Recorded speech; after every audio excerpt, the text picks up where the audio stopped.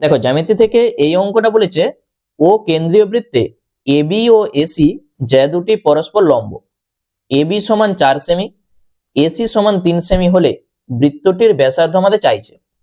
তাহলে আমরা যদি একটা ছবি আঁকি, দেখো একটা বৃত্ত, এই বৃত্তের ভিতর দুটি যে, একটা এবি আর একটা এসি, তাহলে এইভাবে ছবিটা হবে। এখানে নাম দাও এ, এইটা হচ্ছে বি, এটা হচ্ছে সি। এবিটা বলে দিয়েছে 4 আর এসিটা বলে দিয়েছে 3। তাহলে এখানে দেখো যে দুটি পরস্পর লম্ব মানে কি, এই কোণটা নিশ্চয়ই 90 ডিগ্রি। আমরা যদি এইটাকে যোগ করে দিই তাহলে একটি সমকোণী ত্রিভুজ উৎপন্ন হবে।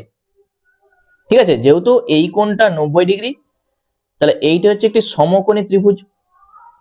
এই সমকোণী ত্রিভুজের বিসি সমান কত হবে, মানে অতিভুজটা √, লম্ব স্কোয়ার প্লাস ভূমি স্কোয়ার। তাহলে 4 স্কোয়ার প্লাস 3 স্কোয়ার মানে আমরা পাচ্ছি কত, 16, তার সঙ্গে 9 যোগ, মানে √25। এখান থেকে তুমি পেয়ে যাবে 5। তাহলে বিসিটা যদি 5 হয়, আমরা কি জানি যে একটা সমকোণী ত্রিভুজের যখন পরিবৃত্ত আঁকবো, সেই পরিবৃত্তের পরিকেন্দ্রটা অতিভুজের মধ্যবিন্দুতে থাকে।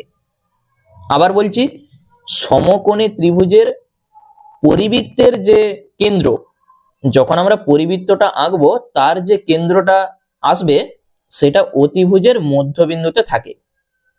দেখো টোটালটা আমরা পাচ্ছি 5, তাহলে ব্যাসার্ধ কত হবে, এইটা যদি নাম দিই আমি ও, ওবি অথবা ওসি, কত হবে, তাহলে ব্যাসার্ধের দৈর্ঘ্যটা আমরা পেয়ে যাব 5/2, মানে 2.5 সেমি। ঠিক আছে, এইটা হচ্ছে ব্যাস বিসিটা, তাহলে ব্যাসের অর্ধেক ব্যাসার্ধ 2.5 সেমি।